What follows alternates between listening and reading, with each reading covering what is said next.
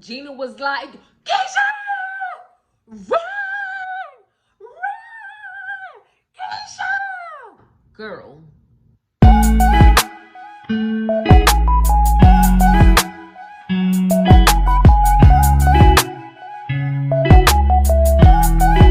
Hello everyone and welcome back to the channel. Today we have another story time, and this story time is called Signed, Sealed, and Delivered. So you guys, if you want to hear about this story, stay tuned. Okay, you guys, so this story is about a guy named Mac and a woman named Gina. They are married. So off the bat in this movie, Mac goes to prison for 5 years. And I think him and Gina was only married maybe like for 6 months or not that long before he went to prison. Mac was in the streets. He was one of the big guys. He was the one that everybody goes to. And Mac sold drugs and he was just a street guy. So Gina, of course, married Mac. I mean, when it came to how Mac felt about Gina, he loved him some Gina. He treated her like a queen. But the only thing is, Mac had to go to prison. And once he went to prison, Gina would come and visit him as much as possible, every visitation, until one day Mac told Gina to stop coming to visit him. He did not want to see her. He did not want to see her sad, and he also did not want her to see him like that. So Gina just kept on coming, and Mac just kept on stressing the fact he didn't want her to see him like that. And eventually Gina started slowing down with coming to see him till she finally didn't come and see him no more. I mean, of course, Mac did not want her to come. And at this point, she just followed what Mac wanted her to do, not see him in jail like that. Well, eventually in this story, eventually in this movie, Mac does 10 years, you guys. And now he is finally about to get out. Now, Mac was seeing a counselor in prison while he was in there. Basically, it was helping him cope with everything that went on with him, as far as childhood, like him being on the streets and selling drugs.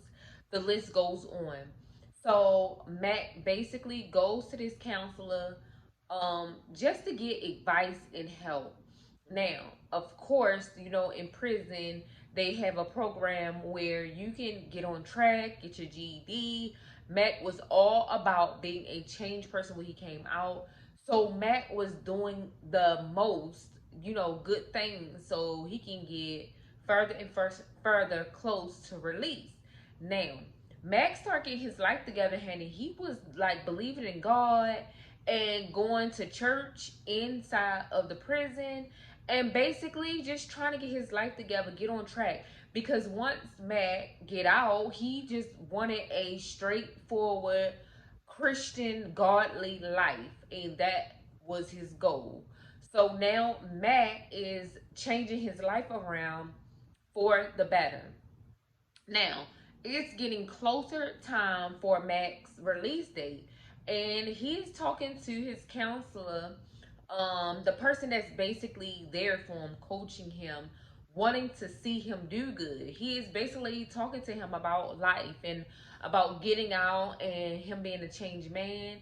And basically, he brings up Gina, and the counselor goes like, you sure like she's still waiting for you? Because the way he's talking is like he know his wife out there waiting, and he's gonna come home to his wife.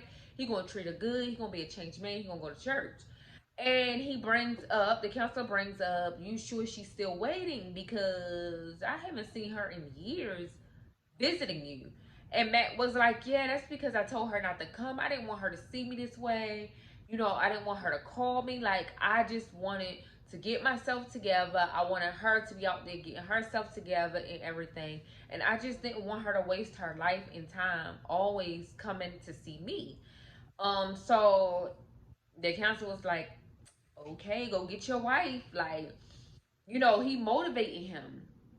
So now Mac is about to go home. Like, he's being released, and like nobody there, like Gina is not there to pick him up or whatever, but he understands because he want this to be a surprise. So Mac is now out, and basically he's ready. He's back into the real world.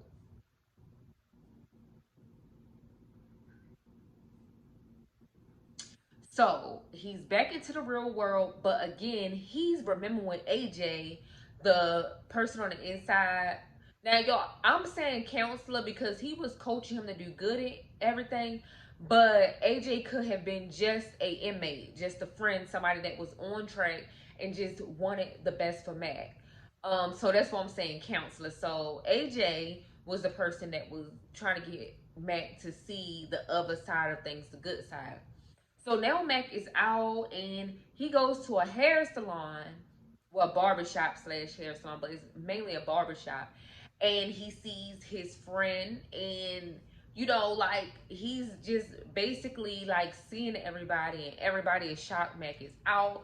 Some people is still thinking he the same Mac, so they kind of scared and weird, like what's gonna happen, like is he the same guy? Like, Lord have mercy, here go Mac. And some people like, yeah, he out. And as you know, people that was running with him that now is maybe took over his stuff, or like, you know, started doing good when he got locked up, is now like have friends, but it be like shady motherfuckers that didn't, ain't like you in the first place, but act like they did because you was the big one rolling around. Now you have those people, so everybody is shocked that Mac is out.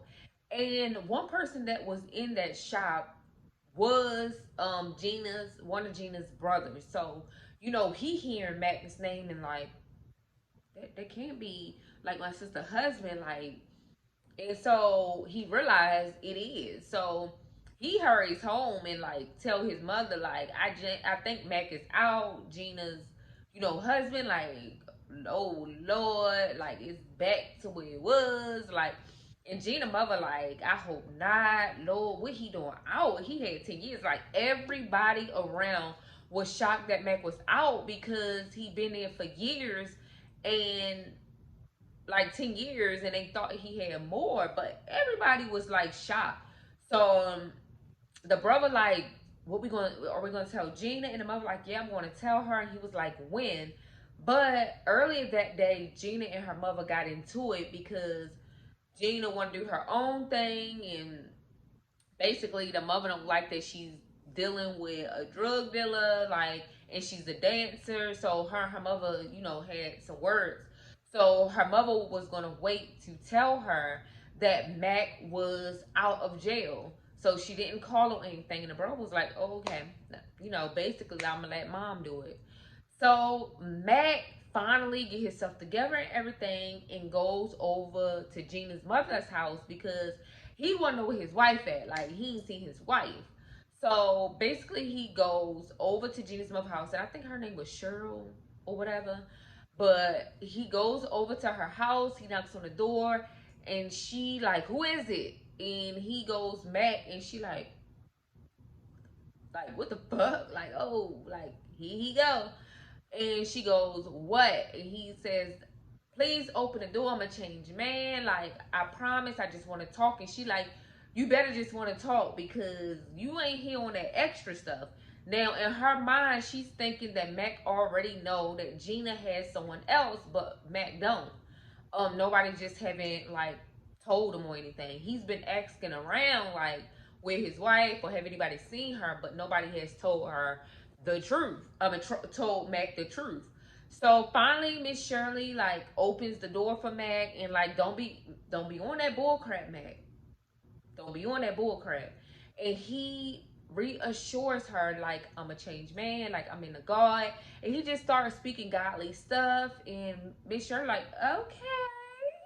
I mean, this is what I've been wanting for my daughter for years. Like, I've been wanting her to be with a guy that is godly, that has God first. And so he gets his condolences off the bat that Gina and Miss Shirley's husband passed away while he was in prison and everything. And, like he was a good man. I'm sorry that that happened. And him and Miss Shirley is just talking. Well, Miss Shirley steps out of the room. And mind you, Mac is in the living room and Miss Shirley steps out of the room. Now, she steps out of the room now. Y'all, I think her name was Shirley, not sure, but and we're gonna call her Shirley. She steps out of the room and Mac's just sitting there, and all of a sudden the doorbell rings, and Mac gets up to answer, and he goes, "What's up, bruh? Like, what's up?" Come to find out, it's his best friend, his homeboy, his road dog, Tori, and Tori is, basically like shocked, like, "You out?" And he like, "Yeah, you ain't know, like everybody else knew, like you ain't know." And he was like, "Nah, bro, I ain't know." And he was like, "What are you doing here?" He was like, "Oh, nothing, just checking on the family, making sure everything good." And he was like, "I feel you, I feel you." So he was like, "Come in, come in, come in." And Tori looking all suspicious and stuff. So he wound up like coming in or whatever, and him and Mac sitting there talking. And Tori is like in a rush, and Mac was like, "So who you talking to?" And he was like, like, "Why you ask that? Like, why you ask that?" And he was like, "I'm just asking because you can tell you in a rush, bro. Like, you can tell you trying to get to a girl." And he was like, "Nah, it ain't like that or whatever." And he was like, Tori was acting weird. And Matt was like, "Bro, what's wrong?" type stuff. But again, he's just talking to him, and Tori like, come to the bar and we can have some drinks and chat. And Mac like, "Tori, I'm not that guy no more. In the God stuff, I'm trying to change my life. That ain't me no more." And Mac like, "Oh, okay, I hear you, bro. I hear you. Like, yeah, I hear you." But he's still trying to get the hell up out of there. Y'all, why Gina comes through the door and Mac like, "Hey, like, babe, hey, hey." And Gina looking scared. She like, "Mac." Like, the look on her face was like, "Girl, you so fake, but you so real because you didn't know he was out." And so basically he like, "Yeah," or whatever. And Gina hollers to the car telling her daughter not to get out. Now some stuff about to go down. Somebody telling their child not to get out of the car. So basically she looks and tell her daughter don't get out. And her daughter like, "Huh?" Still coming. And her daughter opens the door. "Mom, what you say?" And she like looking shocked. And she like, "Mom, what did you say?" And then she looks over and see Tori and Mac, and she's like, "Daddy." And Mac like, "Daddy? I didn't know I had a child." But Gina's daughter was talking to Tori, Mac's best friend. So she runs over, get Tori a hug, and now Tori looking shocked, Gina looking shocked, and Mac like, boop, boop, and choking Tori at this point, like got him on the couch and trying to kill him, like literally trying to off him, like, "Man, you messing with my wife, like we was best friends, bro. You talking to my wife?" Slams him down on the couch and just start choking him, y'all. Like he like trying to wring this man neck. He like that, and Tori like bro wasn't playing. Mac wasn't playing. He forgot his whole plan about when he get out he was gonna change. So Gina mother comes out screaming, "No, no, no, Mac, no, Mac, like forgive him, Mac, don't do it. Like it's not worth it. It's not worth it." Now Gina mother is a God fearing woman, so she's trying to coach Mac to do the right thing. Everything start clicking back, and Mac lets Tori up. Tori runs out and tells Gina to get your stuff, have your stuff, get your stuff. And so at this point, Mac is like gone. He's pissed. He's gone. At this time, like Gina mother is like, Miss Shirley is like, "Gina, you didn't get your life together. I told you, like you should have been doing this. You should have been talking behind your husband back. Either way, y'all was still married. Regardless that he had 10 years. Like you should have waited. Like you're wrong, and where do you think you're going? And she like, Mom, I'm here to tell you that me and Keisha is about to move out, and we about to move with Tori. Like, I'm tired of living here. Like, and her mother like, no, you not. You're not taking my granddaughter nowhere. Like, not to that place, not around that type of stuff.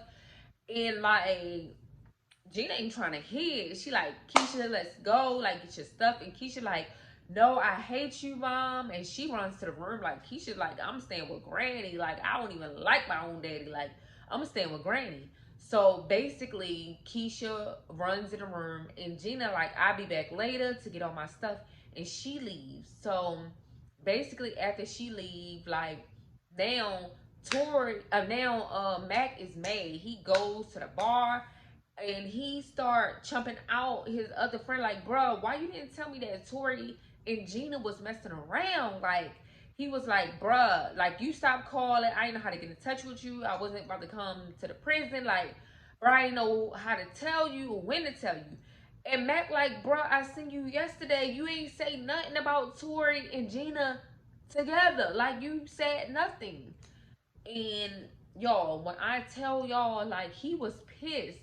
But again, his homeboy was like, I'm gonna look out for you. I'm gonna try to get it so you can speak with Gina again. Like, we gonna figure this out.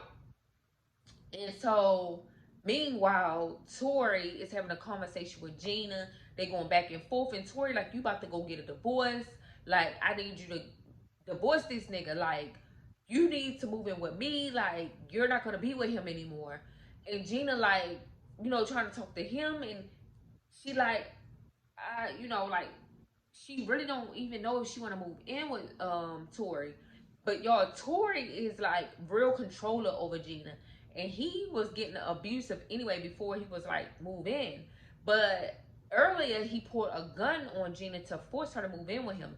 So Gina's still like skeptical about even like moving in. But meanwhile, in between times, Tori whooping Gina ass. Like, he's giving her the one hit quitter. I mean, black eyes, everything.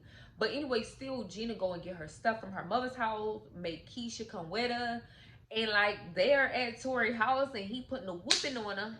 But at the same time, like, she still, like, no, like, her husband, Matt, probably ain't gonna want her no more. So she gonna, she made her bed, she gonna have to lie in it. But meanwhile, Mac still want his wife. He still wanting to get in touch with Gina, wanting to talk to Gina. He wants to talk her into coming back. Like, he understand he was gone for all them years. He just want his fucking wife back. So at this point, he trying to do anything to get back in touch with Gina. And meanwhile, Tori's still whooping that ass with Gina and making her strip at the strip club. Some kind of way, Matt got to be able to go over to Tori's house while he wasn't there by calling one of the friends into talking Tori into coming to the club to straighten some strippers out. Meanwhile, Gina at the house, and Mac pops up.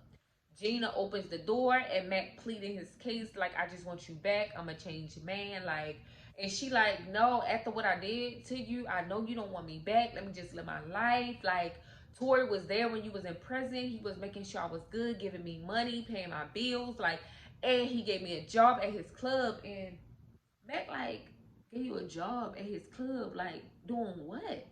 And she like stripping. And he was like, nah, like, come back. Like, I forgive you. Please come back. Let's be a family. And she was like, I had a baby on you and stuff. Like, no. So basically, she's like not wanting to go back to Matt because all the stuff she have done to him. And she hurt him. So she's just feeling like guilty and bad to the point where she rather stay with Tori and get her ass whooped. So Matt just think about it. Please, I just want you back. Matt leaves, and Tori just come out of nowhere, y'all, giving Gina the two-piece like chicken McNugget at McDonald's type energy, like boop boop boop boop boop boop boop boop boop. Gina like screaming and crying, and Tori like, yeah, I saw him. Like, you want to divorce him? I'm telling you, you going to divorce him? Like Tori is furious to the point where he's just beating Gina, and Gina is like feeling like she deserves it. Like, she just go in and let Tori do what he want to do. So all that skip by. Tori furious. So Mac and him get into connections again. But before that, Mac is like praying to God. Like now he's speaking with the guy AJ, and like there, everybody was trying to keep him on track. Like everybody was trying to keep him on track.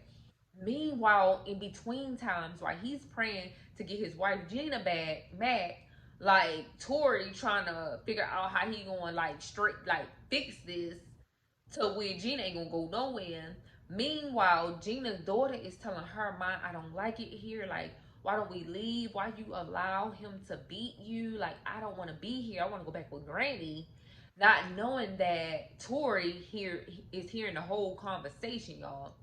And Tori hearing the whole conversation, and he like, yeah. So he definitely getting aggressive, like, cause he already controlling. And so, like, they don't even know he's in the door listening. But now, like, Miss Shirley is at home and she gets this phone call, y'all. And the phone call is a girl. I think her name was Pam or something. And she calling to speak to Jason, which is Gina's brother, Miss Shirley's son, and one of her sons. And Miss Shirley like, he's not here. Like, can I help you? And she was like, yeah, I just want to talk to him. Like, and she was like, well, it probably like I can tell him to call you. And she was like, no, I just want him to know I have something to tell him. And she like, girl, like what? Like, what you got to tell my son? You better not be pregnant type energy. Pam tells Miss Shirley that she got HIV. Like she found out she has HIV and she HIV positive. Well, little behold, Miss Shirley, like she shocked. She shocked. And mind you, them two brothers was quick. All they was the whole movie they was talking about females and what they do with females, and like their whole energy was like they don't care who they sleep with type energy. But and they was like real playful and childish, but like Miss Shirley was shocked, and she now have a daughter over here talking to a drug dealer that's beating her ass, and now she living with him. To a whole son that's real quick and fast with the women, and now one of the girls are calling and saying that he got HIV. So Miss Shirley got so much on her plate, but Miss Shirley has faith, so she just keep praying to God, keep praying to God, and she's praying for her children. Meanwhile, Mac is praying for Gina to change her mind and like they become a family. He want his wife back. All the whole time while the devil, Tori, Pam, and all of these people are just in Miss Shirley head. Like they're coming in between the family. Like Miss Shirley want her family to be good. So now all of this is bothering Miss Shirley. But meanwhile, in between times, now we're going over here. Like Mac ain't going to take no for an answer, honey. Mac shows up or whatever again at the house, and Tori ready for him this time. Like, you're not getting my girl. Meanwhile, Mac said, nigga, I'm getting my wife back. But little behold, they get the fight in, they tussling back and forth. And Tori pulls out a gun like, yeah, I got you, I got you. And they tussling over the gun. Meanwhile, Keisha coming down the steps, and her mother Gina is just screaming because of all of this stuff going on. She sees Keisha, sees the gun, sees both men tussling, and screams for Keisha to run to her for safety. It's like Gina knew something was about to happen. Tori threatens to kill Mac, Gina, Keisha, and himself. Like he said, everybody gonna die in here tonight. So Keisha running, the two men fighting over the gun, and boom, the gun goes off, y'all, hitting Keisha in the back. Why Gina, like, it was like her whole life was just over with. She was screaming and holding Keisha and rocking back and forth like, Keisha, Keisha, Keisha. Meanwhile, Tori looking dumb as hell. And Matt goes and, like, I guess the gun fell or something, or like Tori so shot he like ain't even trying to shoot nobody else.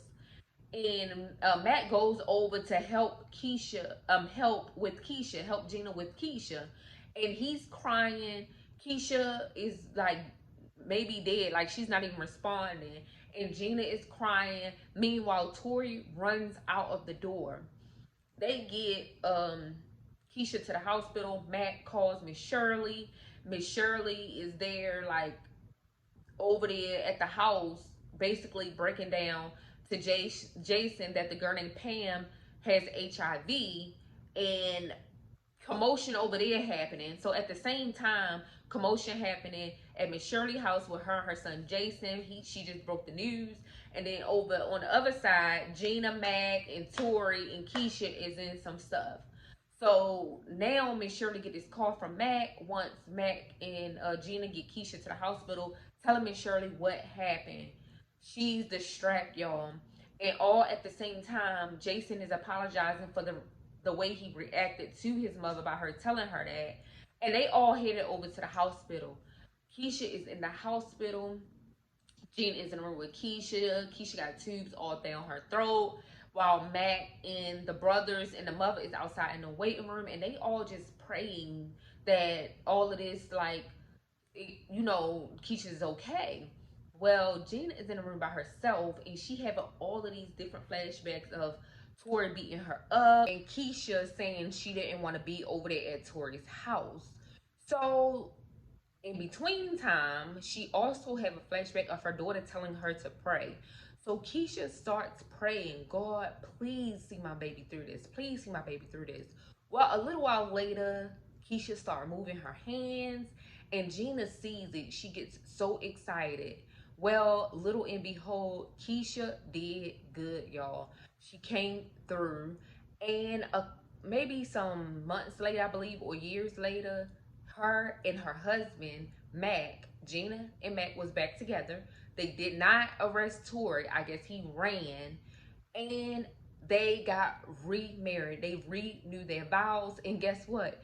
Keisha ass was good. Like, she was walking around that wedding like nothing ever happened to her. And Gina was pregnant by Mac, by her husband. So it was a good movie. Like, I liked the movie. And at the end, it was kind of weird. I'm not going to tell y'all the end because that just says that it might be a part 2. But you guys, you have to go watch it. It's called Signed, Sealed, and Delivered. And I love that. And it's on Tubi. So don't forget to like, comment, and definitely subscribe to the YouTube channel. And if you love story times, especially if I tell it, subscribe. Peace.